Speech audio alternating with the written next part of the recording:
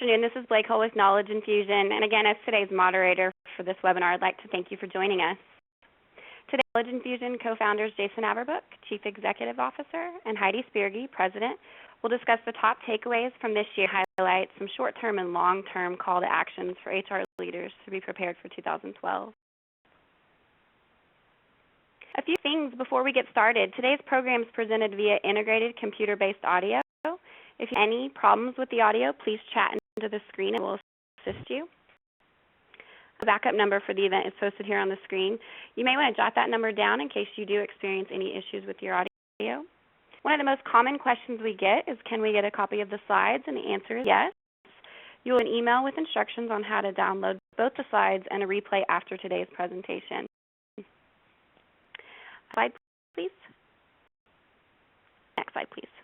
As always, we want today's event to be interactive, so please post any comments or questions anytime during the event by clicking on the lower hand corner of your screen and submitting your question in the Q&A panel.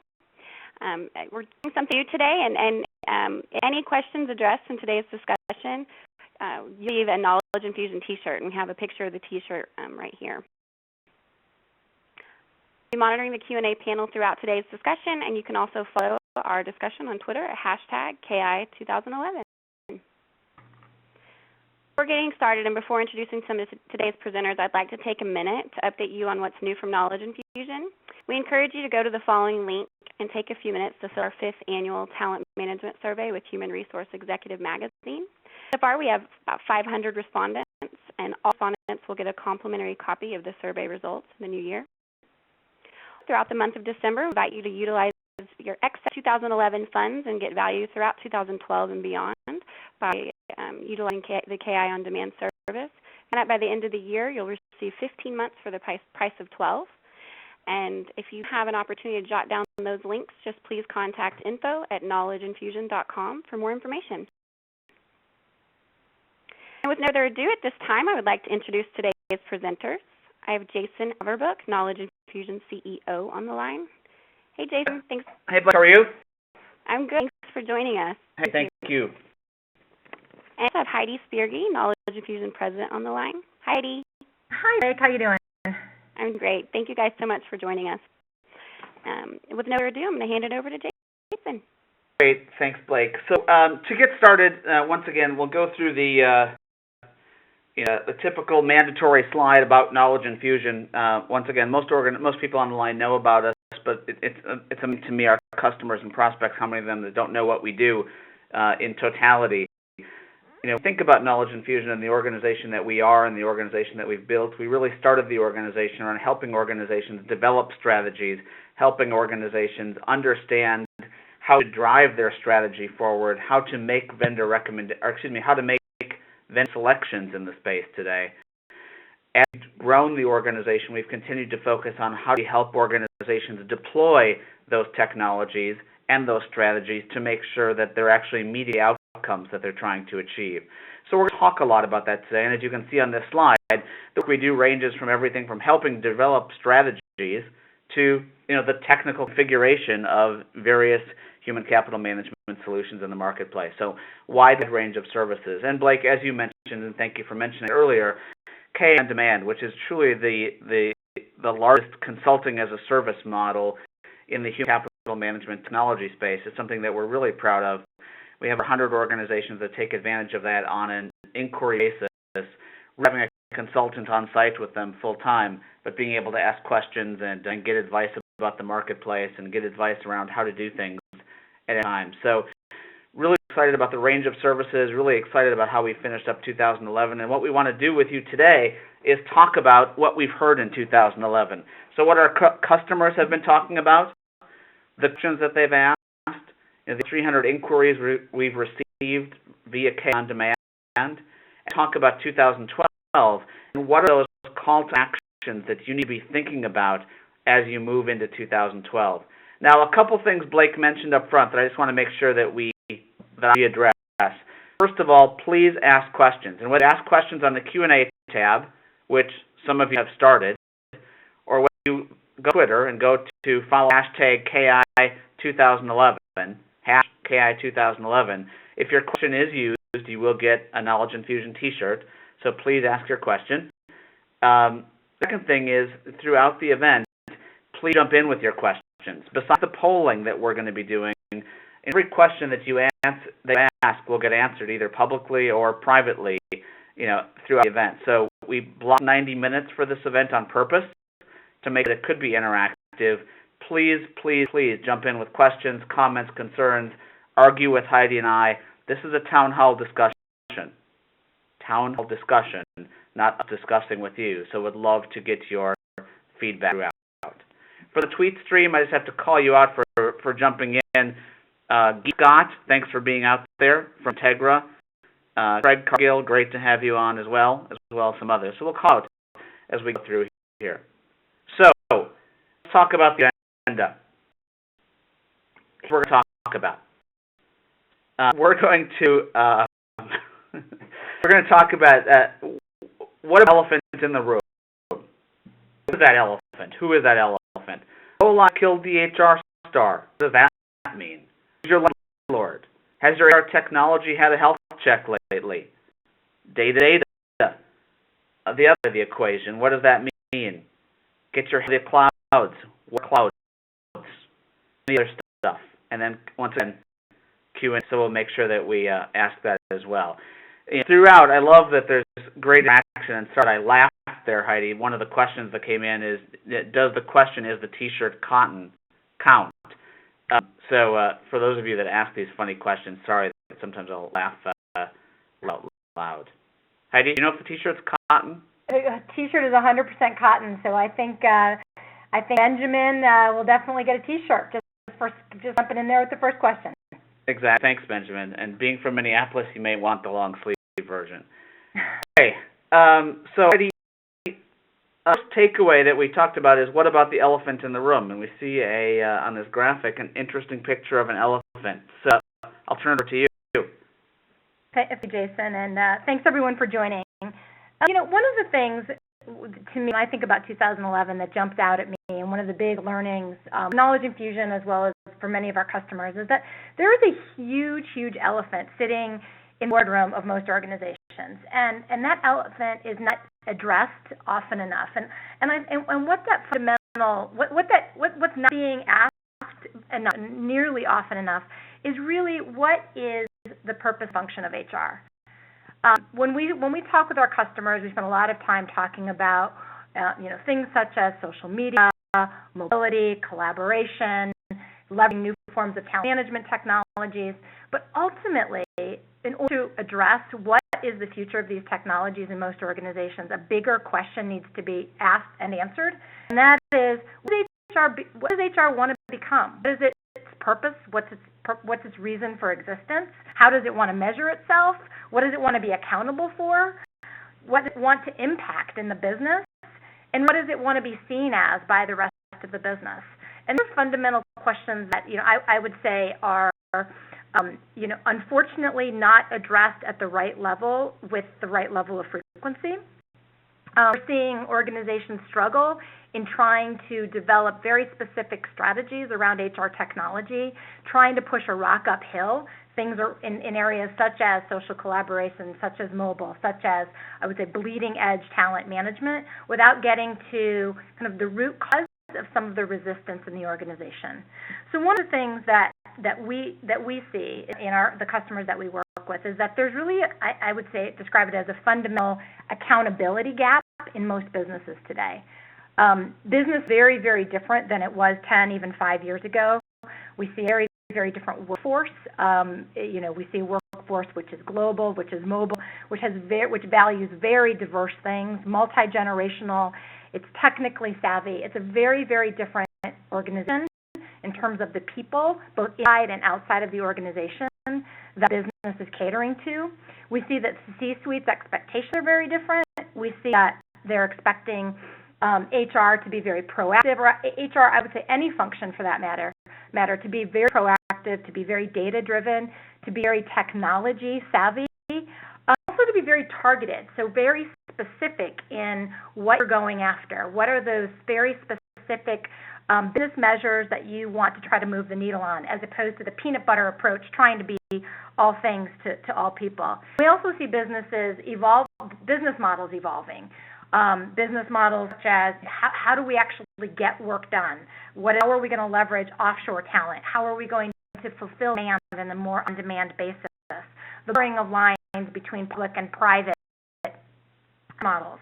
And then, of course, what's possible through technology. So all of this stuff has put a big elephant right in the center of the HR function, which really is the question of what does HR want to be accountable for? Does it want to be accountable for things such as innovation? And if HR is not accountable for innovation, I question who is. Does it want to be accountable for driving workforce productivity?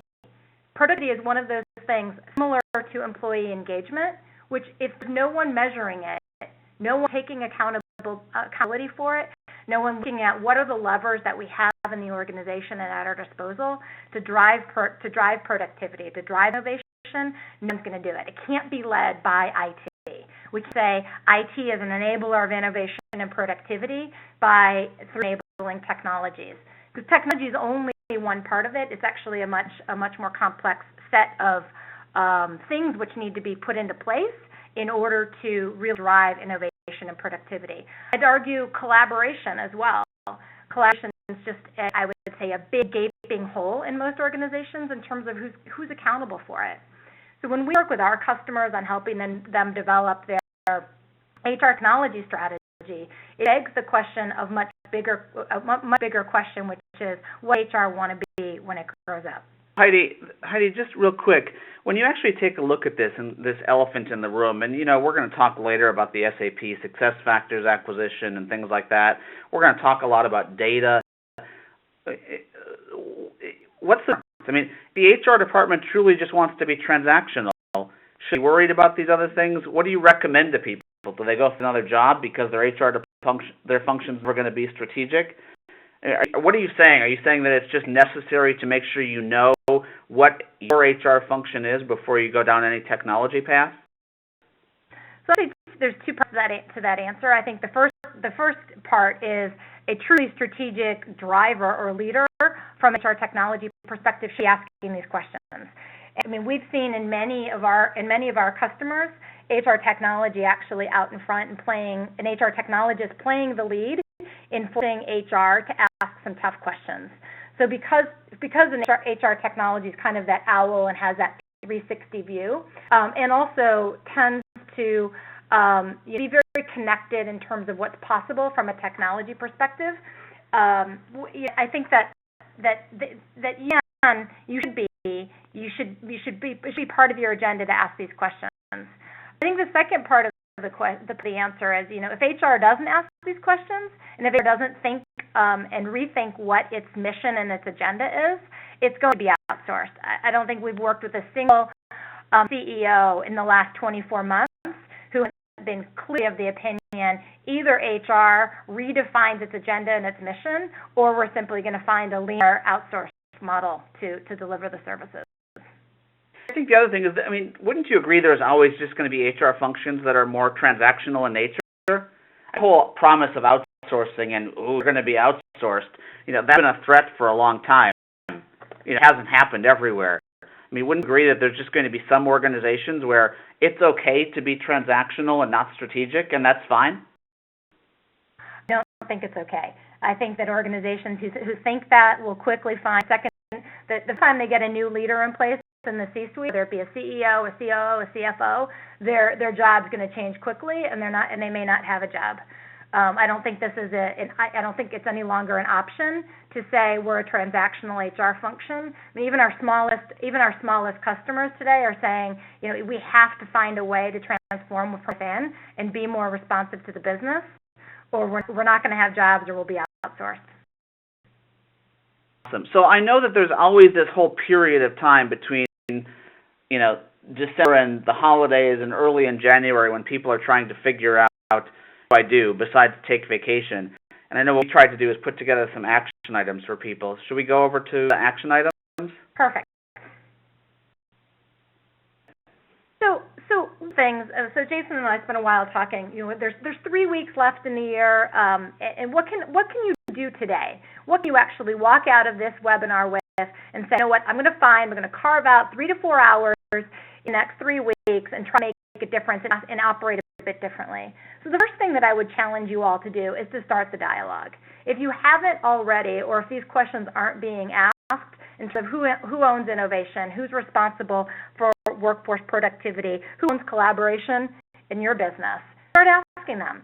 Start working with your peers, talk to your manager, really start the question and try to get it on the agenda for 2012. This is a journey. It's not something that you can flip a switch on and suddenly HR in the business has a very defined and new mission. It's something which requires a shifting of minds and be that catalyst to start that. Another thing that you can do between now and the end of the year. In terms of longer-term actions, what are some of the things that you should be thinking about and planning for in 2012? The thing is build your HR technology strategy based on who you want to be and not who you are. If you think about when anyone embarks on any type of a weight loss program, you have a vision in mind of who you want to be, how many pounds you want to lose, what you want to look like, what are those new jeans you want to buy, and without that picture in your mind, you don't have the motivation. You can't find the daily drive in order to make the right choices. The exact same thing is true for an HR technology strategy. Think about who that organization is you want to be, what kind of function, what kind of image and brand you want to have within your business 3 to 5 years from now, and start building your strategy around that. Secondly, rethink how you define talent management. Talent management in phase 1 was far too narrowly defined. Talent management was primarily defined based on old and traditional HR processes such as the annual focal review, such as the traditional succession plan, such as the merit increase. And I'd say talent management at its best in this phase 1 got to the concept of integration across those traditional HR silos. Talent management in this next generation needs to be much predominantly inclusive of things such as productivity, innovation, collaboration, culture, a much wider agenda to deliver to the business as opposed to just be focused around HR business processes. Those are great. And one of the things that's fascinating to me, and I'm not sure if it's just because we're giving away T-shirts, amazing questions. This is going to be hard. But here's one question that I saw that I want to make sure we get to, and we'll make sure, again, this person gets their T-shirt. But the question, is it fair to think about as both transactional and strategic? I want some of our process to be executed well and efficiently, the data transactions and talent management is a strategic function. So can you talk to that real quick? Absolutely. So the answer is a definitive yes. There is always going to be an administrative aspect of HR, or at least the work that HR does, the administrative work that HR does, is not going to go away. The goal is to deliver it as efficiently and as seamlessly as possible so that you can focus more of your energy and resources on the strategic. And it's no different than any other function. So if you look at finance, there's the transactional components of accounting, which includes the paying of bills, et cetera. But really the strategic value of a function like finance is far greater and much more focused on the business, cash flow, the balance sheet, et cetera. It's not about the transaction alone. So the answer is yes, and I think some HR leaders today recognize that, and they also recognize they can't take their eye entirely off of the transactional, and we don't mean to imply that, but that's kind of your ticket of entry. And I've seen a lot of, I would say, some strategic HR leaders forget about the importance of the efficiency play within HR and making sure that you get the kind of bread and water taken care of the least possible cost to the organization so you can focus more on the strategic value. I'm just going to answer that question as well, Heidi. I'm just going to say, even if it costs more, you outsource. Outsource some of those transactional areas so that you can focus on the strategic. So have the heads to focus. In 2012 and 2011, outsourcing does not equal bad. And I think something that everyone in HR has to get in their heads is that outsourcing a component of HR is not bad. I do the things as an HR function that are going to give me the competitive advantage I need in the marketplace, and some of those are not traditional administrative functions. Entirely agree. Great. That's a great takeaway number one. Big elephant, who are you, HR, and what do you want to be? Now, let's move on to number two. And Heidi, this is an interesting one. I'll let you talk about this graphic. Go Live killed the HR star. Hopefully many of you out there know and love this old song, Video Killed the rock star by the Buggles. I wonder, actually, type into your Q&A panel how many of you knew this was by the Buggles, because I sure didn't. That was a surprise to me, but a song I know and love. Hey, I just looked it up. Is this it? Oh, my God.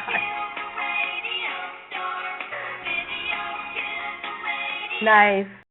Is that it? Nice, that's it. What do I have to do with HR?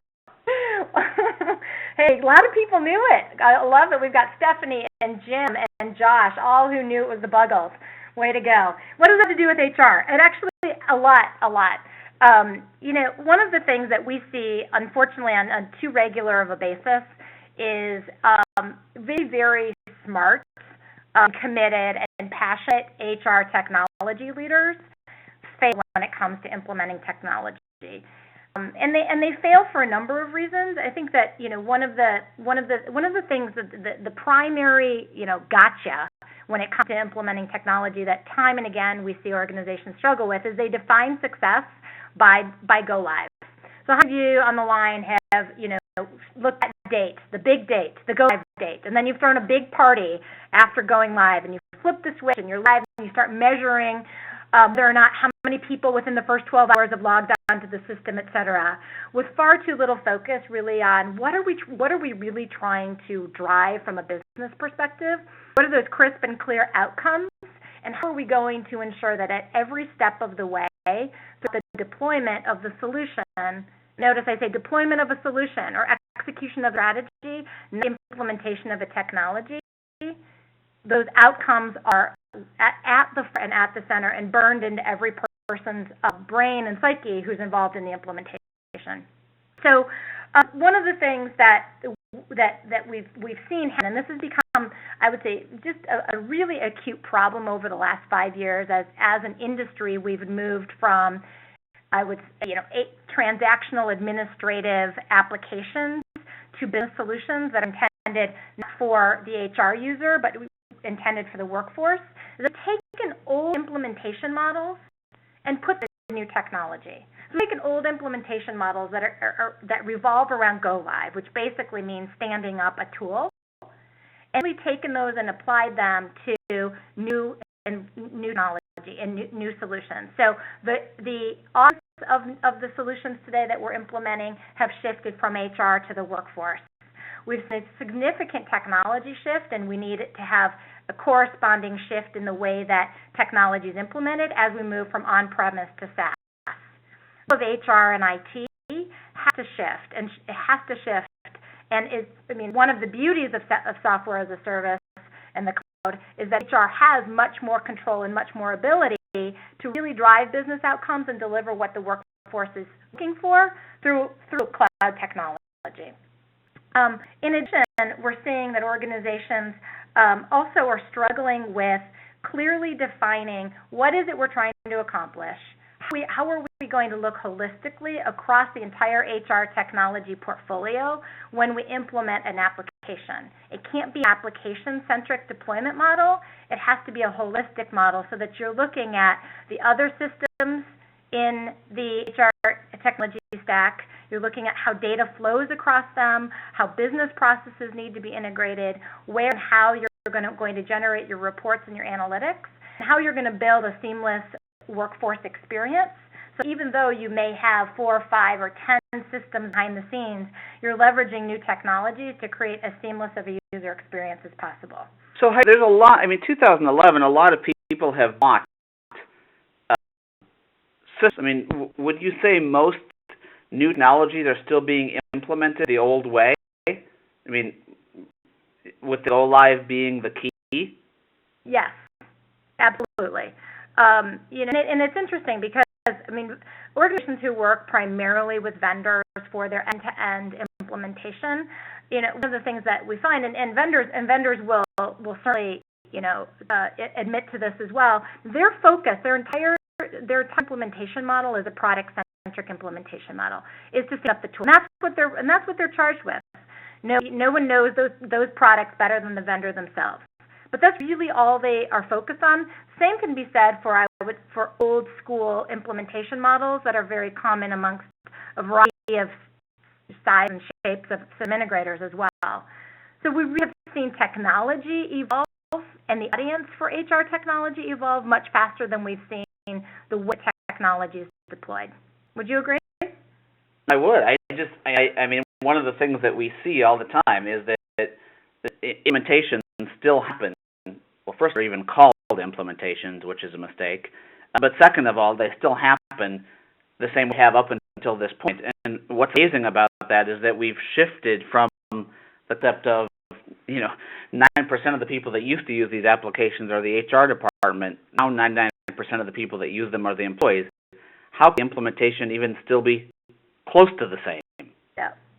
Absolutely. So what we've done is we've actually gone and we've sort of stepped back and taken a blank sheet of paper and said, so given a significant shift in the goals and objectives of the HR function, the significant shift in the audience of HR solutions, and given the significant shift in the underlying technology, what should a new era deployment look like? I'm going to spend half a minute describing that for our listeners. So it has to start with defining those business outcomes. If you can't very clearly and very concisely define what are the measures you're trying to move the needle on from a business perspective, not HR measures, but business measures, you probably shouldn't embark on the project. Second, you have to transform, not optimize, but transform your business processes. Most HR processes today were built and designed for a very, very different HR function by HR practitioners who are no longer with the business, and for a very, very different world. So really think with very fresh eyes about your business processes and transform them from the ground up before you implement technology.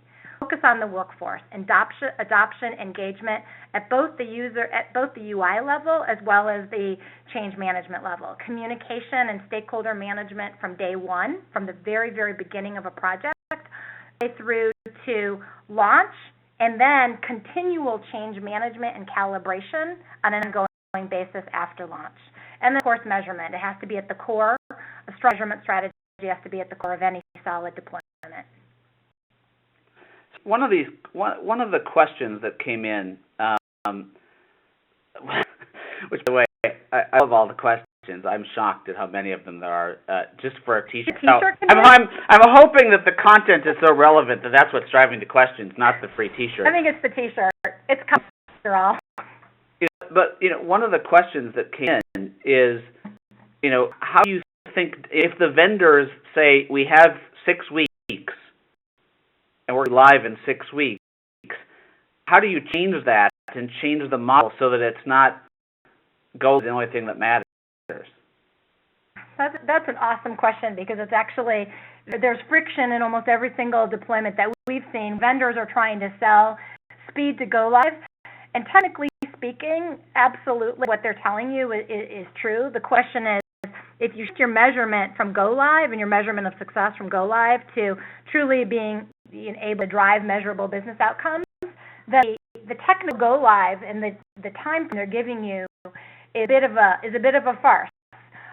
So what we suggest and what we work with our customers is we actually help them do much more of the upfront heavy lifting and planning before the vendor actually starts the implementation. You can actually be doing some of this work even while engaged in a vendor selection process. The work does not have to necessarily wait the heavy lifting for to have a contract signed. Far often we see organizations sign a contract, bring a vendor in to kick off a deployment a week later, and they haven't even defined what are they trying to accomplish, what are our to-be business processes at a strategic level, not at a detailed feature function level, but at a strategic level. They haven't defined yet what they want them to look like. What do they really care about? What are those measures that they're going to use for their transform processes? So that work can be done in parallel with any type of vendor selection recommendation. And then I would build a very holistic timeline and deployment plan that's inclusive of people, process, and technology change.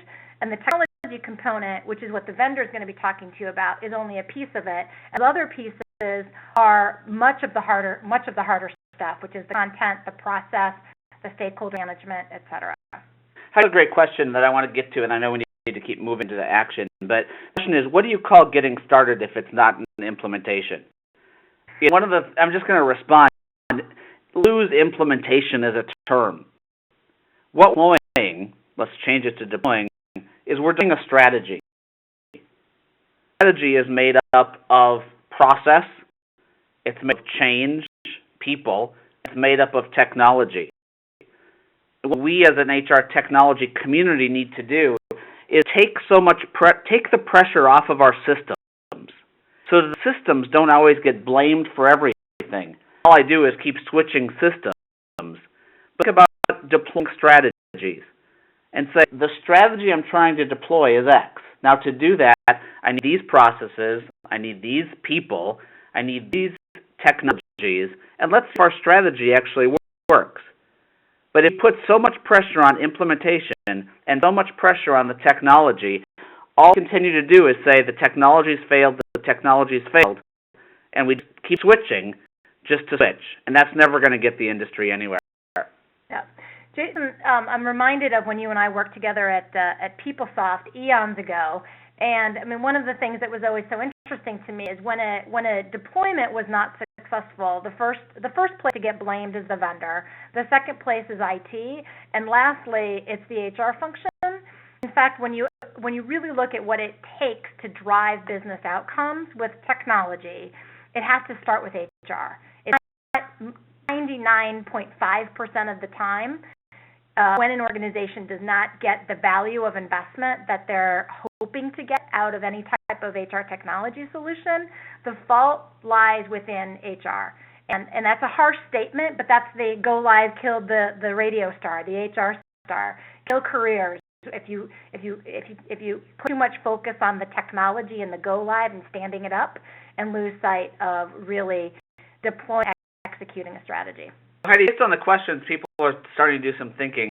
Let's talk. What does this look like? What are the actions people can begin to think about? So in the next 3 weeks, I challenge all of you to just do a little bit of reflection on your organization's history of deploying technology.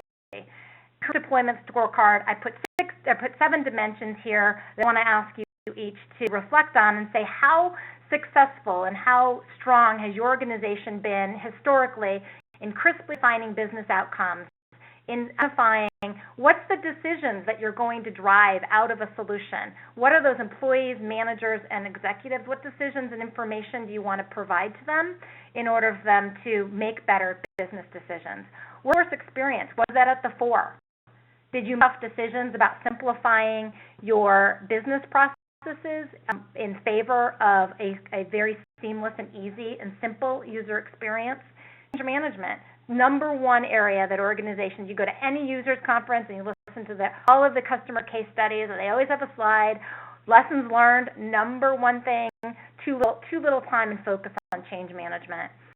Holistic approach, are you really looking across your HR technology stack? Did you transform your business processes, or did you just optimize them, or worse yet, did you just automate them? Governance and stakeholder management. How effective and strong have you been in engaging the business, ensuring different regions, different countries, different levels of business involvement throughout the organization are involved in your deployments? So grade yourself a grade. Be honest. Share that with your coworkers and your manager. Long-term perspective, some of the other things that we want to encourage you to do is in 2012, I challenge you all to think dramatically different about how to deploy technology. Create a shift shift, a mind shift within your organization to create the perspective of we are deploying and executing a strategy, not implementing a technology.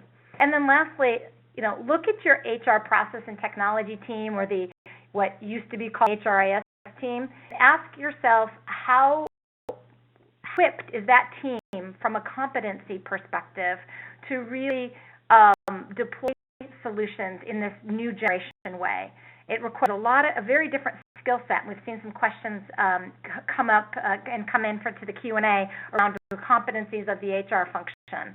Really start to look at building out that competency set in a very different way than you have historically. Polling question here, and for me, it's just a curiosity as to the audience and amazing attendance on the webinar here. Do you have technology deployment planned in 2011? And whether that's a complete technology implementation, or whether it's a deployment of a module, do you have something planned in 2011? And I would just be curious to see what this comes back at. Yes, no, or people wouldn't say not sure yet based on budgets being approved and things like that. So where do you think this is going to come in? What percentage do you think of people are doing some sort of a deployment in 2012? I'm going to guess of the audience are going to say yes. Based on the dramatic shifts in the market and the landscape over the last couple of years, every organization is going to have to do some type of a deployment over the coming years. And I think a lot of those are going to start in 2012. So I guess 87%, Heidi. So as the results come back here. Jason. Well, says I can't see the results. It was 75% versus 80, did you say? Yes. We'll see in a second what the results come back as. I hope we'll see in a second what the results come back as. So time. Right, two of us. So I don't know if you can see, 80% said yes, 7% said not sure, and 13% said no. Good. I think it hit the sweet spot right between our two guesses. Exactly. So good. Thank you for that. That's amazing. It's amazing to see 80% plus doing something, which shows, we are living in a world of perpetual beta. HR technology. And in a given 1 year, that's amazing. Let's takeaway number 3. Takeaway number 3, we're really calling who's your landlord. Think about who's your landlord. What we're really talking about here is who owns your HR technology, and not who owns your HR technology internally, but who owns the technology that you're using. Okay. Now, there's lots of different ways to look at this, and who's your landlord? The landlord concept really comes to our mind when we think about how's that landlord taking care of your investment? How's that landlord taking care of where you live? How's that landlord communicating to you when we're going to have a fire alarm? How's that landlord communicating with you when there's going to be a paint job being done to the stripe out in the parking lot? Now, once again, simple way to look at it, but A, it's very important to understand who your landlord is. B, it's very important to understand what kind of a landlord do you need. Okay, start with, some of the big news that happened in the space. So Heidi, I don't know if you heard last week, SAP acquired a company called SuccessFactors. Did you hear that? I think I may have heard about that somewhere. Not quite sure. Yeah, an overwhelming number. Small news. Number of people called. It's like, what are we going to do? What are we going to do? What are we going to do? And I think one of the things that's very interesting about that, the whole thing, and I'll call it a thing. You love my grammar. Is what organizations need to do, and if you've read our blog post on this, is really just relax and reflect on where I'm going. But what's important to understand is the SAP acquisition of SuccessFactors, there's a new landlord, and that landlord has some amazing plans for the future of those assets. So if I take everything that SuccessFactors has had, plateau, and there's their Info HRM and Forum, CubeTree, all of the different assets that they have, combined with what SAP has, combined with SuccessFactors' acquisition of jobs to web, landlord A has amazing potential to be able to put together an amazing complex for you to live in, but B, that landlord also has a bunch of work to do to pull it together in a way that's going to make it livable, to experience that's going to be livable. So say, what's your take on it? How can your take not be something positive? Nothing but positive for the human capital management space. Ours got more attention last week. We've validated the fact that cloud computing makes a ton of sense in the space. We've validated the fact that enterprise software in the cloud is the direction that organizations are going. We've validated the fact that the manufacturing economy is switching to a knowledge economy, and even the large manufacturing software company in the world, SAP, realizes that as I'm talking about the knowledge economy. And you say there's nothing but positive about that. That doesn't mean that's going to be the right landlord for you. It doesn't mean that you want a landlord that has different wallpaper in every single building or every single complex. It doesn't mean that that landlord's going to do things in the timeliness that you want, et cetera, et cetera, et cetera. But what's important to you is to think about, and SAP and SuccessFactors is what we're talking about here, but what we're talking about bigger picture is, as I said, who's your landlord? Let's talk about what some of the questions you should ask. Do they get to you? And I had a fascinating discussion with my 7-year-old over the weekend where he said to me all of a sudden, I don't get you. What do you don't get me? Some of the things you say I just don't get. It happened with your landlord. Be talking about things that don't have anything to do with your direction and your strategy. It's important. Are they your building? Are they developing it? Are they maintaining it? Are they letting it die? Direction. The direction that your landlord's going. Are they keeping up with the Joneses? Is keeping up? Is your landlord thinking about integration, and is integration important to you? By the way, one of the first questions that happened with SAP SuccessFactors thing is, what all the integration? Some people integration, others say it's not that important. Am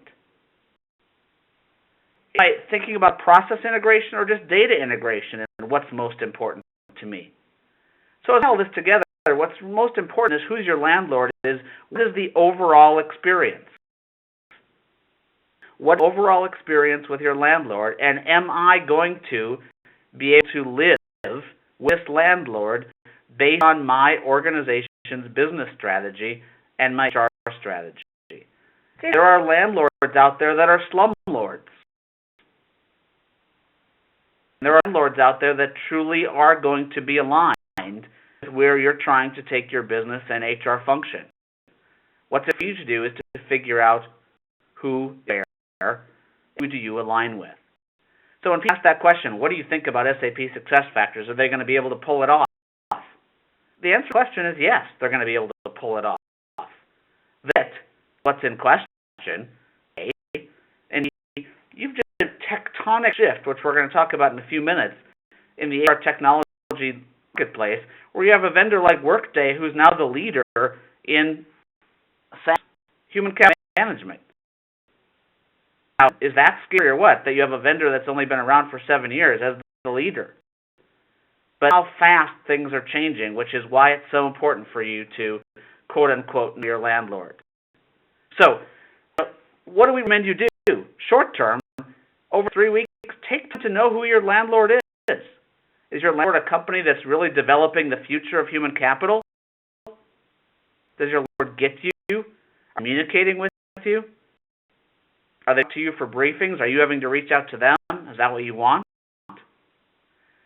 And then understand if your new landlord is compatible with where you're going. A. B. Make sure that your technology and your HR technology strategy is agile enough that as we continue to see change, which will, guaranteed, technology architecture agile enough to interchange pieces. Infusion, we've just brought on a new technical architect role, Mike Krupa, a brilliant gentleman that joined us from Charles Schwab. His job is to help organizations think about their HR technology architecture and say, is it interchangeable enough for what you're trying to do long term? Now, if you've gone through the focus of moving to a new platform like a Workday, you may have just done this. Most organizations haven't. And what's important is to make sure that you're moving towards something that meets your long-term goals. Let's go ahead and we'll open up the polling question, but I'll let you, do you want to add anything to what I've just talked about? I think they're all great points, Jason, and I just want to reinforce, for someone who's been in the HR technology space for 20 years, I do think that this is an exciting additional sign of the positive momentum for the industry. And it's an additional sign because there's been a lot of very positive momentum and a lot of, phenomenally innovative and different ways of thinking about HR technology brought to the market in the last several years.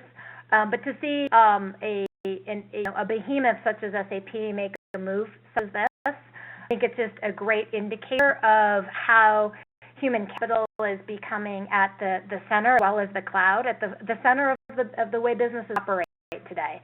So, when we were at PeopleSoft a while ago, I mean, there was a vision out there in the future as to what was possible, and I think we're quickly seeing the landscape shift through new technologies, through the cloud, through the kind of eclipsing of the transaction with a focus on strategic talent, and increased focus on business intelligence. That I think we're getting closer to that being able to realize that vision.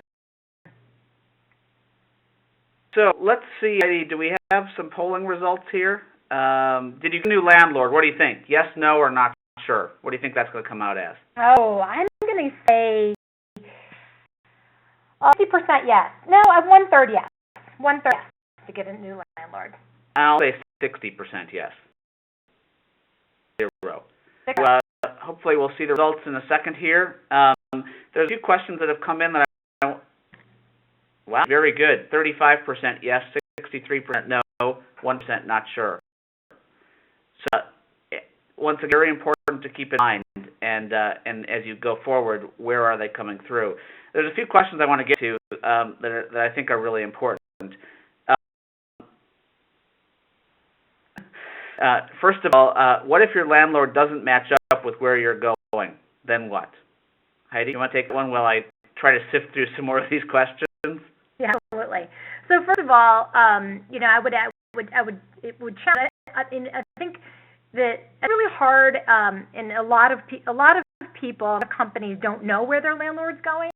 So the first reaction to that is double check, drill down before draw that conclusion. I think it's 9 times out of 10 when we see organizations, they actually don't know enough about the product roadmap, strategy, and vision of their landlord. So double click on it first of all. Certainly, if you do determine with certainty that direction does not match where you're going, begin to build a strategy. I mean, without a strategy, you're not going to be able to, you're going to end up being in a very reactive mode in trying to replace existing technology with a new solution, and invariably you're not going to be in a better position than you are today. I call it the whack-a-mole approach, where organizations have a very reactionary response to something that happens in the industry or a deployment that doesn't go well, and they rip and replace, and surprise, they actually don't move the ball down the field, and they wind up being exactly the same position. So be proactive, build a strategy, and don't simply react when you start to see signs that your landlord does not support your vision. Question. There's another comment here that I just want to make sure I address. The comment is SAP has never really been able to be interchangeable, and I think it's a very, very important question. First of all, I agree with the statement. Second of all, one of the reasons SAP has not been able to be interchangeable is the way people have gone about deploying it, or implementing it, which is a focus on the ERP, which ties everything together, which makes it very hard to be interchangeable. The third thing is, I haven't really, as an HR function, most SAP deployments, taking time to think about what is timeless software versus what needs to be agile software. And fourth, I would just say, this is grandfather's SAP, or if it is. So all of those things being said, SAP has never been able to be interchangeable. I agree. But at the same time, it's very important to think about why that is, if we do that ourselves, if that's an SAP issue, et cetera, et cetera. And so again, when we talk about vendors, always dangerous in a format like this. I want to make sure that from an industry standpoint, we need to stay positive. The more people that are driving strategic human capital management from a vendor standpoint, a consultant standpoint, a practitioner standpoint, the better. That's the only way that's going to get this space continue moving up and to the right. So, I'm holding out hope that SAP is going to be another player in the space, along with some already very, very proven vendors that I mentioned earlier. Another positive comment that I want to call out, an individual chimed on the Q&A chat saying, evidence of a major landlord change. Our landlord contacted me to attend a webinar about a new feature for the first time ever.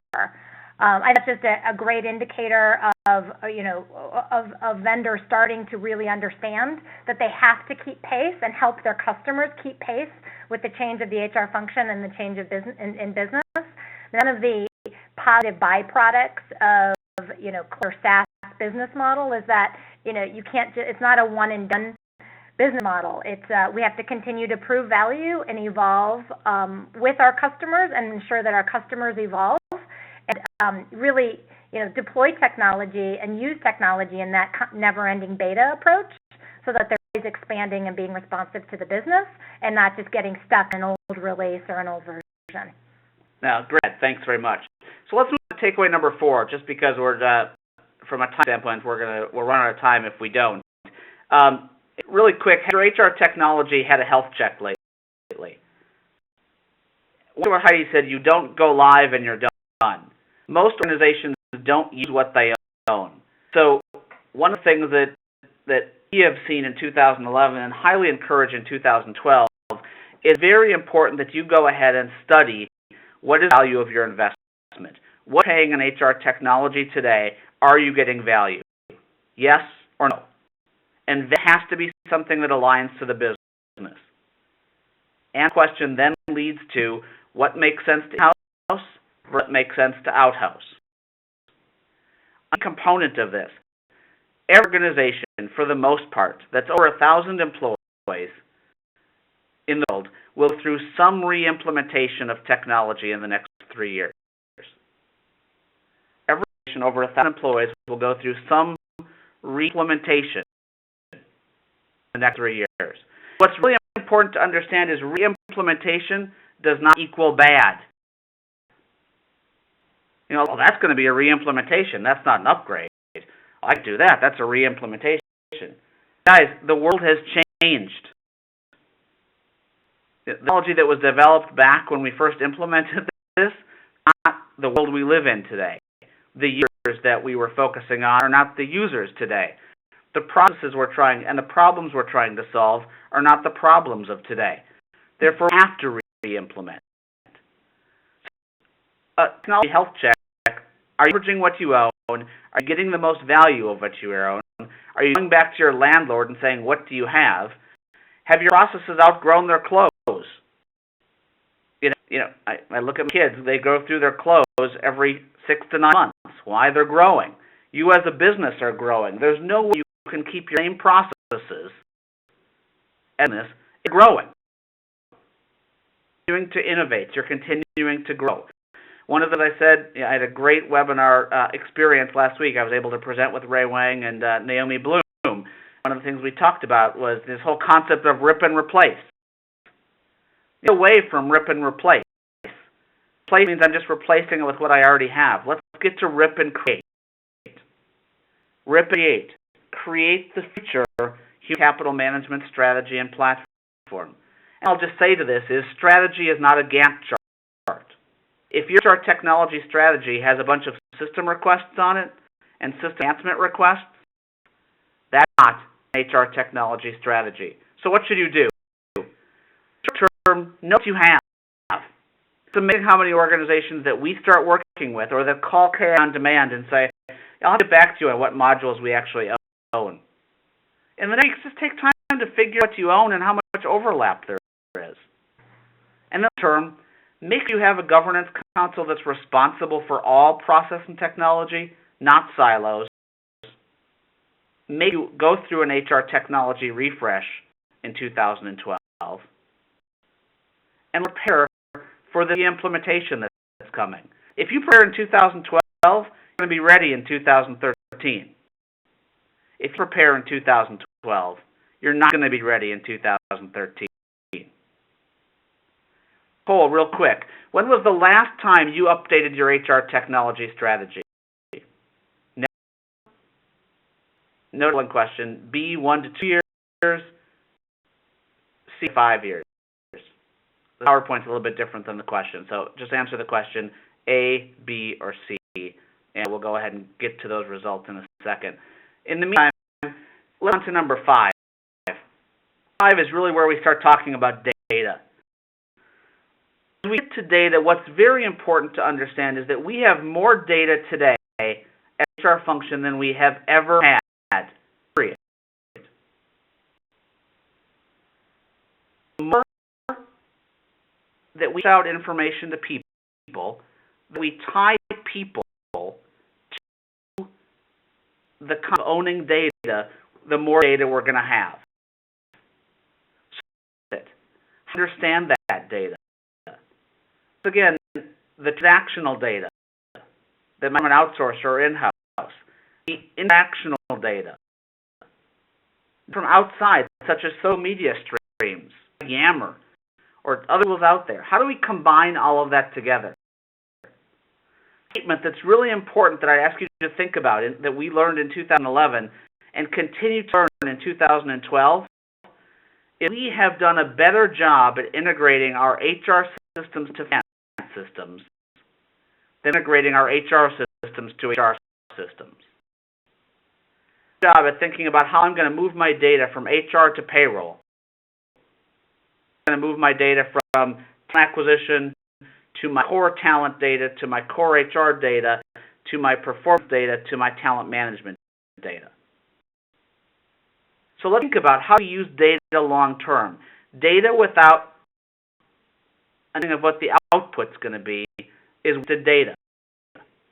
If collecting data without knowing what I want to measure, I'm wasting the collection process. If in the collection process, it's going to be hard to get data from people long term. With data design, outputs never get met, which I don't start my deployment by understanding what my outputs are. I'm to waste an implementation of brand new technology. With organizations where we try to get them to follow the data. We organizations understand where to store what. Where should talent data be stored? Where should our data be stored? Where should social media data be stored? And then I'll just say, in HR, it is a requirement in 2012 and beyond to have a global data czar, Z-A-R, czar. Someone who understands where it is and how it is going to be leveraged, because we have more of it than ever and ought to take over and run away if we don't have it already. So term, create inventory of where's the data. What do I need? Who has it? Why do I need it? How is it accessed? Long term, how do I create that position and fill that data czar role? And how do I put governance in place around data? Almost as important as your HR strategy is. If you have an understanding of data, you are going to be able to measure the impact of your HR strategy. If you measure the impact of your HR strategy, HR will never be quote-unquote strategic. So for too long, we've focused on transactions, getting them done to keep the lights on. I believe that as 2011 was sort of the year of the concept of the cloud, 2012 is going to be the year of the concept of the cloud plus data, and how to truly use data to drive competitive advantage. The polling results we went through a second ago, when the last time you did your study, 13% never, 12% last 3 to 5 years, 1 to 2 years, 75%. So great to see what's happening. Heidi and I first started Knowledge Infusion. It was something we recommended to people to do every 3 years. It's something that has to be done every year now. The world is changing rapidly enough, and the market is changing rapidly enough, where you have to revisit your HR technology strategy every year. Heidi, move on to number 6, and I see on the slide is a bunch of stuff that I pay attention to in algebra. You want about this one and what this means? Absolutely. And the transition from the discussion around data is a great one, because what we see all too often is HR spending a heck of a lot of time on HR stuff, and that HR stuff is this big complex quadratic equation on the left-hand side of the equal sign, doing a lot of work, tons of programs, processes, tools, initiatives, etc., but really not clearly articulating what's the point, what's on the other side of the equation, what's the business value that they're trying to deliver and drive to the organization. And tying back to the data question, we see far too many organizations stumble when it comes to really being able to measure the impact on the workforce and on the business of things that HR does, because they're stuck either in data, or they haven't actually, lack of data quality, lack of data governance, lack of a global HR data model, or because they haven't actually defined what's on the other side of the equation. And that's where you need to start. Without defining what's on the other side of the equation, it's really hard to determine where you need to allocate your limited resources. One of the things that we're seeing in our customer base, and one of the things we're driving for, is that HR has got to get its head out of looking at itself in the mirror. When HR departments historically have made an attempt to really define outcomes and measures, far too often they're focused on HR effectiveness and HR efficiency versus really looking at what does the business need and how do we measure workforce, the impact of the workforce on the business. So things such as globalization. How do we look at our workforce, our contribution of the workforce towards moving from an internationally led organization to a globally operating company? Enter into new markets, things like wallet share, increased sales in a particular division or a particular region. These are the things that we see HR absolutely having to get their arms around in order to determine what HR stuff should they even be working on. If they can't determine what measures they want to actually drive at the business, it's impossible to determine where to apply resource within HR. So I'm just going to draw a comparison, Jason, to some of the other functions that in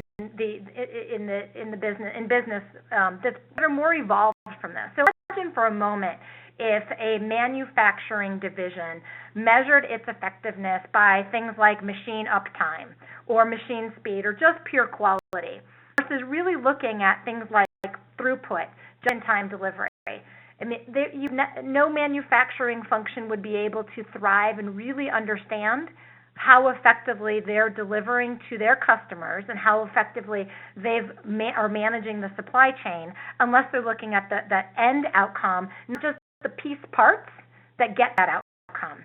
From a finance perspective, what if a finance department measured itself purely based on number of GL entries or number of vendors paid or how fast and efficient are we at cutting checks, et cetera, versus really looking at, from a finance perspective, things like cash flow, budget, margin. It's a very, very different mindset.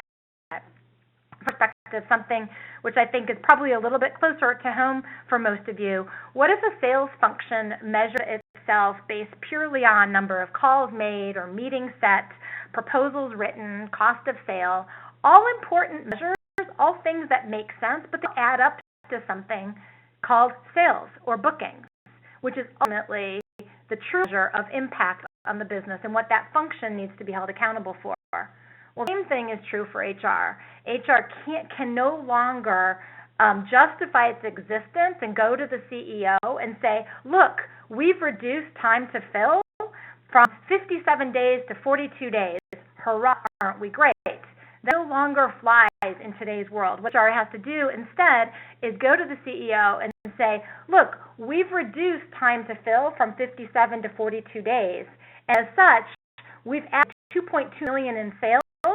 Bottom line, because we've been able to have fewer vacant open sales positions on an annual basis. And that way HR needs to start to operate and by defining the other side of the equation. Quick, a fun story that just happened to us this morning.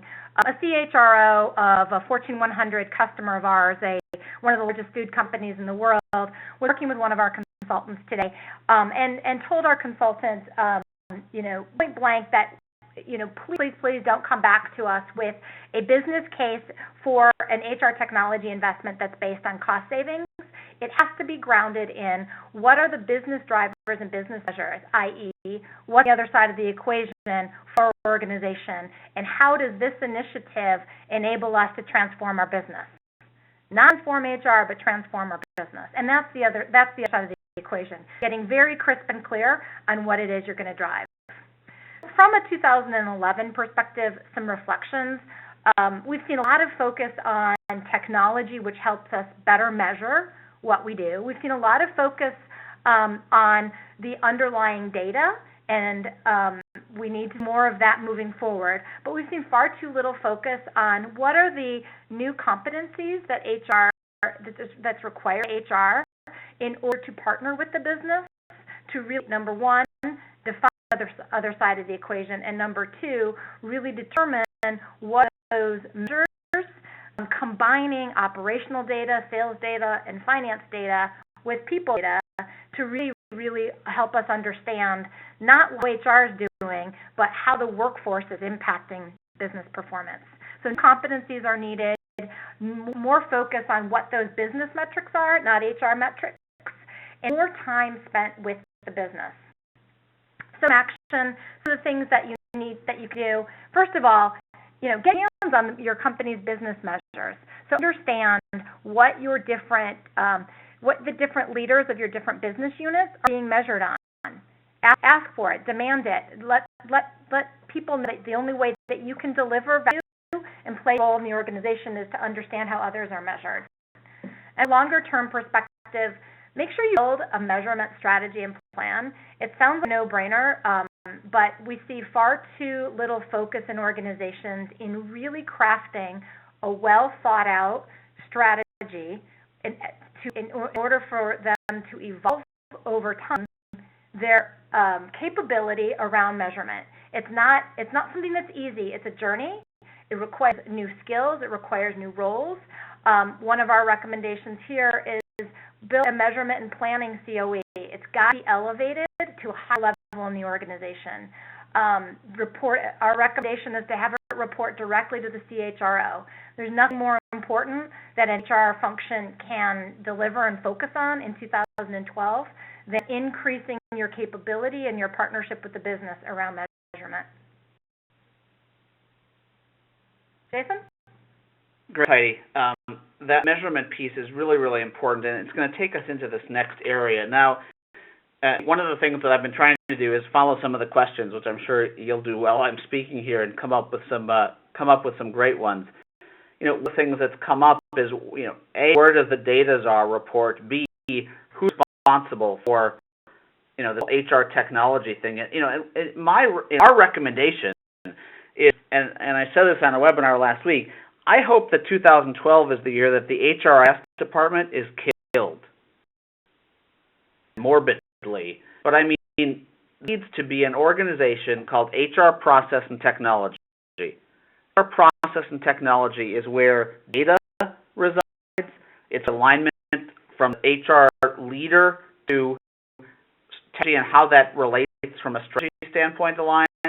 HR Process and Technology needs to sit at the executive table of every HR meeting and hear what kind of data the HR function needs.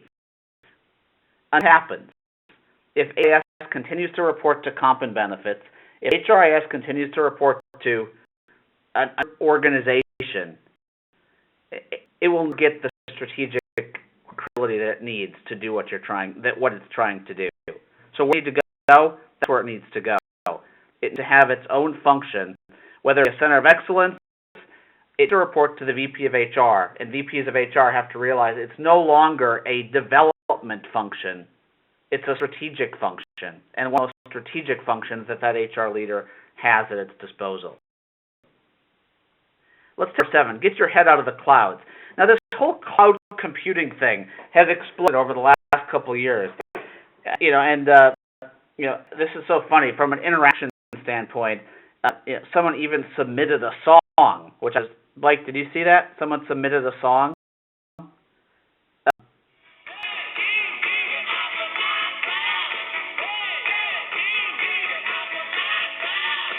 Heidi, name the band.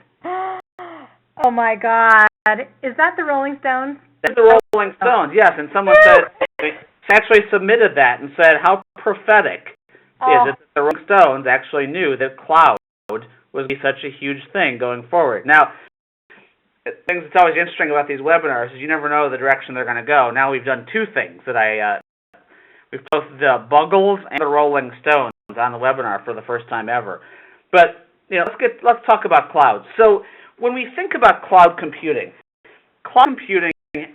is an amazing strategic asset for an HR function. Period. Now, why is that? Because it allows me to take most of the infrastructure that was required from a technology standpoint in running my systems, technologies, and put them, quote unquote, in a cloud, or I explained to my 7-year-old, another place, and another big computer somewhere, or not sitting in your house. So when you think about that, there's the data center, and then you going to a URL and typing in a web address. In the past, you'd have to have all of the hardware. You'd have to have all of the database architects. You'd have to have all of the database administrators, all of the people writing code, et cetera, et cetera, et cetera. Cloud computing basically put all of that infrastructure in the cloud. The latest HR Human Resource Executive Survey that we're doing says 70% of organizations prefer cloud as the future of HR delivery. So what does that mean? It means that it's something very important for us to pay attention to and understand what the positives are, negatives are, because there are going to be some negatives, of course, and then we need to do to get ready for it, because are only going to support where people are going, and 70+% of them are going to the cloud as their delivery mechanism. If you need to get software going forward, that's where you're going to go. So the question is, are you going to continue to fight it, or are you going to figure out how to join it?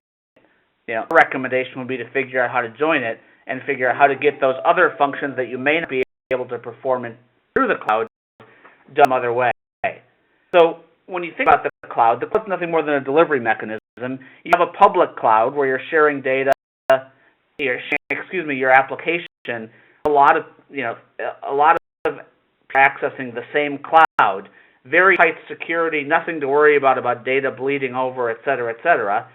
There's private clouds where you may put your data in a data center, privately, where you're the only one that can access it. And then there's hybrid clouds, big examples. But if we look at SAP, we look at Oracle, we look at Workday, we look at ADP, Ceridian, all moving to the cloud. All of the talent management vendors, all in the cloud. What does that mean? It means that I'm able to deliver software in a much faster way. I'm able to innovate in a much faster way. I'm delivering software as a service. Now, one of the things oftentimes our customers are confused about is as I go to a software as a service vendor, that means I'm going to get better service from the vendor. That's what software as a service means. Now, you might, but that means this is the concept of all the infrastructure is being maintained by the vendor versus being maintained by you. So this gets into all sorts of questions, such as how do I customize, what do I do with my configurations, et cetera, et cetera. How do I integrate from cloud to cloud to cloud to cloud? This is why it's more important than ever to have an HR technology strategy, but B, an overall HR technology architecture as to where things are going. So as the cloud continues to become a bigger part of growing, it's very, very important to keep those things out there as well, and concepts out there. So, short action, read about the cloud. Tons of articles about cloud computing that are very important out there. Some long-term actions, work with enterprise IT to validate cloud approval processes. Organizations are doing software vendor selections today without knowing what cloud computing is. They're going to have to do to get through an IT audit of that. So work with IT to understand what cloud approval processes are out there. And then second of all, consider the impact of the cloud. The cloud is not negative, it's positive. And what it allows you to do is it allows you to take some of your resources being money, and towards strategic things that HR has been trying to get done forever. So for those of you that I talk to daily who say, we can't do anything strategic because we're always doing upgrades. We can't do anything strategic because we're always doing patches and fixes, et cetera. There's an answer to that. There's that by all the leading vendors now. Read your strategy to take advantage of that as we move into that era. There's a couple of questions I'm going to get to in a few seconds on that. The one I want to move into is really this other stuff. And the stuff is the other things that are out there. You know, the other things that people are talking about. Mobile, social, collaboration. You know, you can't watch a demo without showing that stuff today. What's really important for you to understand is this the future? Yes.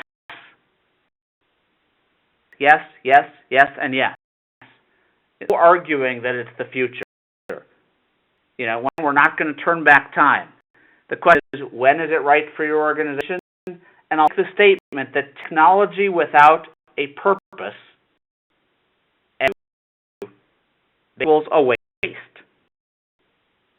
All the iPad apps in the world, I can have all the mobile apps in the world, I have all of the collaboration in the world. If my people don't use iPads, don't use mobile devices, and won't collaborate,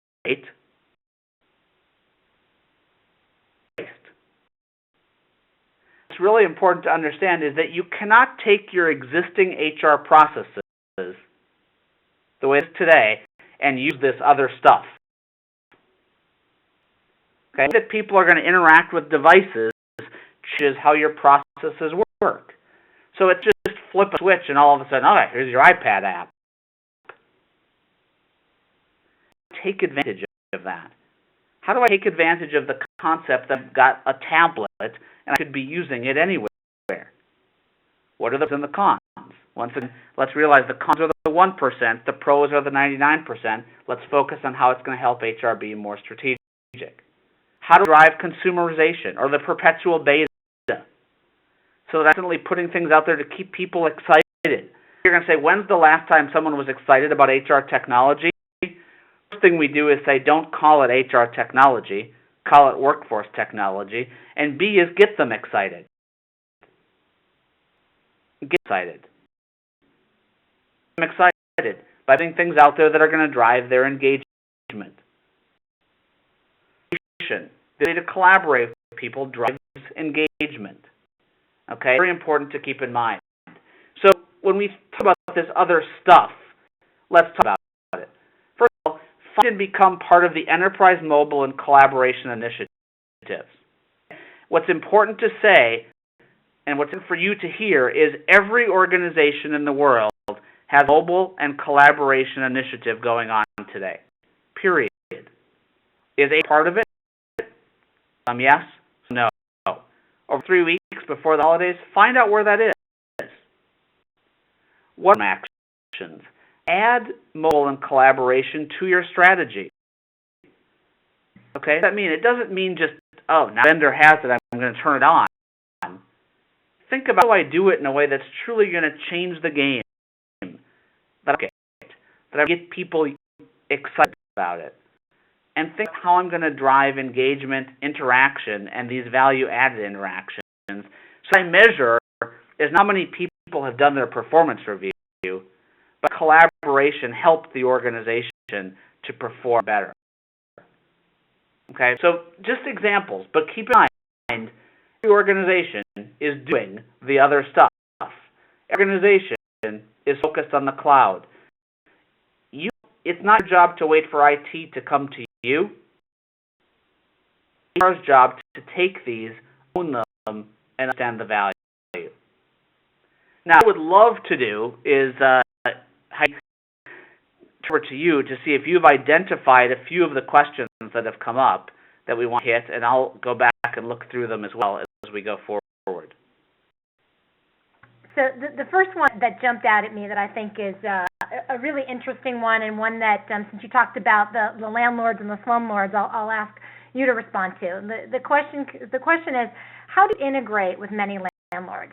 And I think that's the number one concern that a lot of organizations have as they start to see their landlords change. Yeah, great question. So, I think one of the things that's really important to understand about that is, as you look at the concept of the slumlords versus the landlords, as I said earlier, it's really important to understand what it is you need. There's organizations that have been using the same payroll vendor for the last 50 years, and innovation isn't that important. If they provide great service, they've done for me, that's fine. That's not saying they're a slumlord or a landlord. What I mean is I need to understand what I want out of it. But the second thing is, if all of a sudden I realize that cloud is a big thing for me, mobile's a big thing for me, that social's a big thing for me, and I look at my overall my landlord, and the landlord is saying, we're not investing in those things now, or empty promises. Promises keep coming. That's when I'd say, guys, I'm doing really look around for a new place to live. One of the things that I would add to that, Jason, is that I think that a lot of times organizations struggle to really fully understand what kind of integration they're going to get the greatest value from. Integration does not equal integration does not equal integration. There are some which are going to, based on your business strategy and what you're trying to accomplish from a talent perspective in your organization, there are certain types of business process integrations that are much more valuable than others. And yes, while Nirvana is to have one fully integrated suite out of the box with all the functionality you could ever desire, that's never been a state of the HR technology landscape, and it probably never will, just based on the speed of innovation of the vendor landscape and the speed at which HR is also innovating. So it's really important to be selective and understand where do you need your processes to integrate, and ask yourself from a user experience perspective, where is it most important to have that full, flawless, integrated user experience versus where can you build integrations that may get you close, maybe not all the way, but most of the way there. Yeah, great, Heidi. Another question I want to get to is, how can you keep control of change management and governance, give up control to SaaS in the cloud? One of the things I'm going to say is, first of all, I wouldn't look at it as of giving up control. I look at it as you're changing the distribution of where work is being done. Second thing I'm going to say is that comment specifically, I love the question, really goes back to landlord. If you, this happens to me often, by the way, when I go to park at a certain place, airport, sometimes I'll go there and the parking lot's closed with no notification that it's going to close. The landlord is not very good at communicating when closing parking ramps. Same thing goes with vendors. You can keep track of change management and governance, both what the vendors are doing and what pieces of functionality you use, if vendors do a good job of communicating to you. A reference question to a vendor should be, to people that you're talking to, is do these vendors do a good job communicating? Because change and governance is very, very important. And I'd say, don't think of giving up control. I would say in most cases, these vendors are going to be better than you at change management and governance. I hope it's an area that you don't think is your competitive differentiation. You can figure out how to leverage what they have and have some more strategic areas of value. Jason, another thing that I would add to that, we've built our entire methodology for change management around the concept of never-ending beta. I think old models of change management don't necessarily work in an era of constant evolution and a continual journey. So it's really important to, as you build your change management approach, that you actually build it for you build it in a way that's going to support the organization 365 days a year on an ongoing basis. It's not something that happens in the readiness for a launch. It's something which needs to be in place on an ongoing basis because there is continual change in today's era of software as a service. There's another, wow. We'll end this in a few minutes officially, but then there's some other questions that I want to make sure we get to. Because I think that they're really, really important. Next question is, I love this. Knowledge Infusion uses Taleo as its HR technology vendor. Is Knowledge Infusion looking at its own HR technology strategy? And I can't help but laugh at it. To answer your question, Knowledge Infusion, we use Taleo for our talent acquisition system as a way to capture the applicants that we have, route that information around our organization, be able to capture information, tie it back to LinkedIn, et cetera, et cetera. We use a whole series of different HR technologies and HR strategies internally. Everything from Jive, which just filed for their IPO today, around our learning and collaboration platform, Spirgi from an outsourcing standpoint, Averbook from a performance management standpoint. We use a whole series of vendors to make up our HR technology strategy. It is not a one-vendor approach. And to answer the second question is, are we looking at our HR technology strategy? I'll answer that capital Y, capital E, capital S. And it has nothing to do with the vendors we're using today. It all comes from the fact that our organization has changed dramatically over the last year and will change dramatically over the next 2 years, which requires a change in what our HR technology strategy is. That doesn't mean a change in vendors. Such a brilliant question, and it kind of ties the whole conversation today together for all of us. I mean, I personally lead our services organization with all the consultants reporting up into me, and I think on a daily basis about what we need to do to equip them better to be more effective contributors to our business. And I can't draw the line personally between culture and innovation and knowledge sharing and collaboration. HR does. A new chief operating officer who's charged with culture and people performance, and he and I talk daily about what we need to do from a technology perspective to drive productivity, performance, innovation, et cetera. So I think it's a question, and thank you to whoever asked it. Yes, and I want to get to, and then Blake, I'll turn over to you to end, and then we'll do an after hours section for a few more of these questions.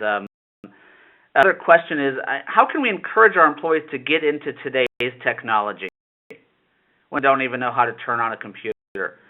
I love the question. It so ties to where we are in the world today. Your employees will use the technology when there's what's in it for them. Okay? If all we're doing is rolling out stupid self-service transactions and calling them self-service, and we as an employee see that as another way of them doing HR's job, it's a very convenient way to say we know how to turn on a computer, or we're not going to use a computer. Employees realize that there's value in using technologies, workforce technology, such as being part of groups, thinking about how they grow their career. If data is updated, be considered for a promotion, et cetera, they're going to find a way to get this done. We have organizations that have their employees' kids help them do these things, either A, because they don't speak the language that company uses as a standard language, or B, have access to the tech, how to use it at work, use it at home. So I would really encourage you to, happy to help you, but I mean, you will use technology if there's a what's in it for them. I mean, we 50% of the world using Facebook every day. How do we get our grandparents to use technology when they didn't know how to turn on a computer? They're using it to see what their kids look like today? They use it if there's value. They don't use it if it's another dumb HR process put online. Let you end this officially, and then we'll open it up for we'll keep it going for a few more questions. Great, sure. Thank you. Thank you, Jason and Heidi. And again, thank you to everyone who has participated and needs to jump off the line. I mean, I think we've had one of the most successful webinars we've hosted with more than 100 comments and questions in the queue. So a lot of good questions, a great discussion. I encourage you guys to hang on the line for a Q&A session with Jason and Heidi. But for you that cannot hang on the line, I wanted to reiterate that the material covered in today's presentation will be mailed to you with instructions on how to download the slides as well as a replay. I encourage you to take a minute to fill our post-event survey just to let us know how we did and also let us know how Knowledge Infusion can support you throughout 2012 and beyond. And as always, if you have any questions, feel free to reach out to Jason or Heidi directly. Again, if you can't hang on the line for the Q&A session, from all of us at Knowledge Infusion, we hope you guys have a great day and a wonderful holiday season. Thanks, Bill. Heidi, did you see another question you wanted to get to? Yeah, I really like this one that's come in from Methodist Healthcare. Can you give an example of how mobile and collaboration is being used? I'd love to challenge you with some of your best and most recent customer stories of where you see HR using both mobile and collaboration to really, drive some high impact value. And that's a great question. So when I think about mobile and collaboration, one of the best uses I see of mobile today is this whole concept of organizations being able to use mobile for workforce management. And when I say workforce management, the whole labor punch in, punch out type thing from their mobile device. When we look at mobile, we really see that as a key. The next thing that's really important about mobile is mobile comes in the form of mobile, such as mobile telephones. Mobile also comes in the concept of mobility, which would be tablet. And we're really starting to see tablets be very successfully in three key areas. The three key areas are A, being used as an on-the-job aid. So I am interviewing someone, being able to pull up their information right there and give them yes/no type answers as to how they're doing during a job interview. Huge value add versus writing it down and later going back and typing it into a computer. The area we see is the whole visualization of data and analytics. I push out analytics to people where it's how many people are giving 3s versus 4s on performance reviews versus how many people are actually taking part in how many applications have I received for a specific job. Being able to view that on a tablet as a manager is key versus having that manager having to log in to an application.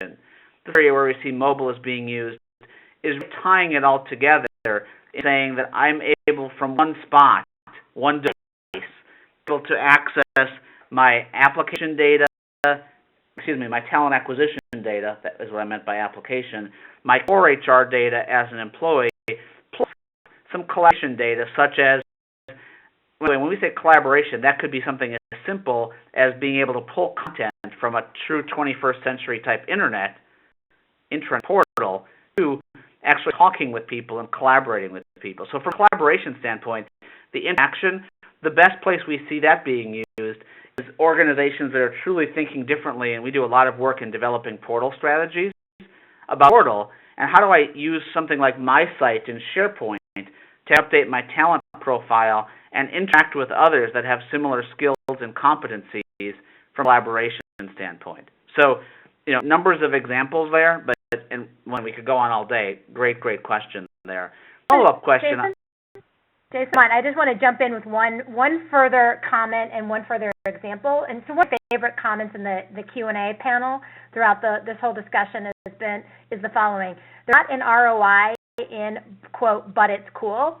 And hopefully, we've talked a lot about the fact that, yes, there's not an ROI, but it's cool. But I want to share a quick story. One of our customers, who's a very large global retailer, Fortune 100 company, had because HR and IT did not lead the way to social and collaboration, and yet their workforce so demanded it and so saw a high value need.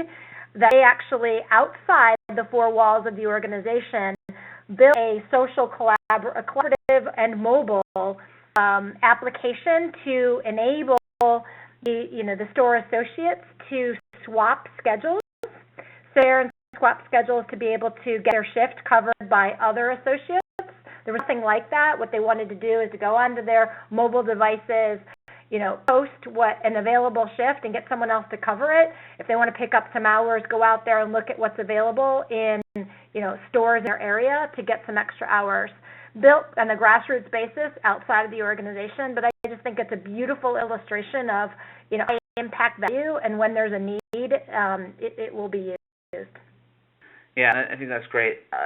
Another comment I want to make sure we get clear is a question came in. Are you saying a core vendor system strategy is going away for the most part? That's definitely not the case. That is not what we're saying at all. Any organization needs a core vendor, a core, which includes, by the way, much better data than I've had in the past. Most HR systems in the past have been implemented as a way to get payroll live. That's not our system. An HR system includes my core HR data, human resource data, my name, rank, serial number, plus my talent data. That becomes the foundation. We're seeing a major shift to unification.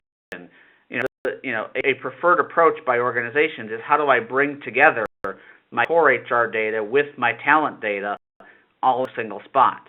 And still using some specialist vendors for certain areas like talent acquisition, learning, et cetera, et cetera. So we're definitely not saying core vendor system strategy is going away. And Heidi, I want to add to that, but I just want to make sure that question we validate it because I don't want someone to walk away with that. Absolutely, and I think it really depends on what you're trying to accomplish as a function and what kind of outcomes you're looking to drive as to how important that unification is. Yeah.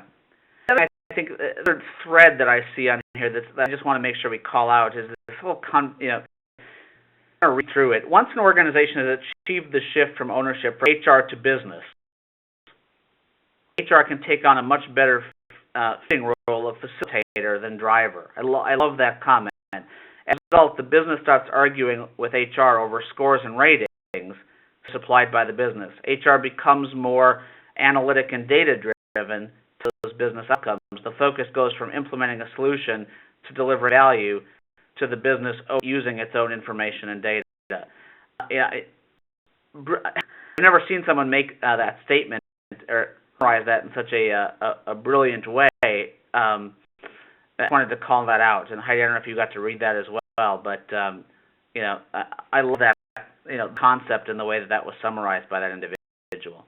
Yeah, and I appreciate it as well, and I love the tie back to the change of HR and how do you interact with the business. And there's another question just that I think that's very related to that I'd like to call out, and that is you speak of the changing role of HR and talent, but what are the skill and behavior changes that are really needed in order to build that? What are, quote, new HR people skills that are needed so the company can adopt a more strategic role? Yeah, I mean, this all goes back to and this is one of the things that if you look at, some of my comments about the SAP acquisition of SuccessFactors, manufacturing and the manufacturing resource planning space has been so good at measuring value. And we've been bad at measuring people value. I mean, what to truly do in the human resource function is understand, as Heidi said, and we can tie this webinar together really nicely, what's the elephant? And that elephant is truly what matters to the business. What does HR want to be? How to tie to the business? So I need people that can understand how I take a strategy and tie it to a technology and process. This I need to understand. I need to understand data. And I need to understand that I have data all over the place, all the organization. But to really get to the point where I can actually give that data to someone where they can take action on it, or even better, help understand the data and tell them or give them recommendations as to what to do with that data, that skill set that's needed. Third, the concept of the questions that have come in around how do I get people to use this? What do I want them to do with it? Our people don't turn on the computer. How am I going to get them to do this?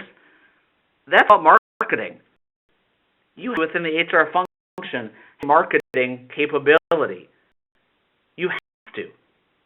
And to be able to market the value of using these technologies, value that the function is bringing, the value that that data is bringing, the value that the HR function and the HR technology function give back to the entire organization if the employees use it, et cetera, et cetera. And I think the last thing you need to have, tied back to, knowledge around this, is to be a mindset that is of the way HR technology has worked for the last 40 years. I've ripped and replaced, I've ripped and replaced. Been able to get strategic. It's time to rip and create. So I need people that can think differently. Start not in an implementation mode, but in a deployment mode. Start with strategy and really implement a strategy and not technology. And I mean, those are the things that we help organizations with daily. That I think that if functions, get those things internally, they'll be so much better off to be able to execute these strategies. And just a call to action on that. Please try to have that dialogue with your chief HR officer, with those outside of the HR process and technology team, because they have to understand that this is no longer about how to develop software and writing code and implementing a tool.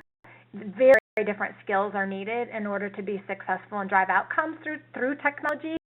And that's not understood outside of your team. It's going to be very, very difficult to get the headcount as well as the type of individual, which may be someone outside of HR, it may be someone from the business, to your organization to help drive this change. So the fact that we've gone almost 2 hours here and we still have 125 people on, I think that's great, but I think we should let them go. Completely agree. I thank you all for staying on as long as you have, and thank you. Yeah, thank you, Heidi. It's been a pleasure doing this with you. And for those of you that don't follow the Infusion Twitter stream, or don't follow my blog, or don't get a chance to read the blog, you see the link there on the page. Please get that. We'll do another webinar early in January on 2012 trends, which will continue with this whole conversation, and hope you can join us then. So I'd love some comments in the Q&A box on if you thought this was helpful, and I hope you have a great holiday if we don't talk to you before. Take care. Thanks. Happy holidays.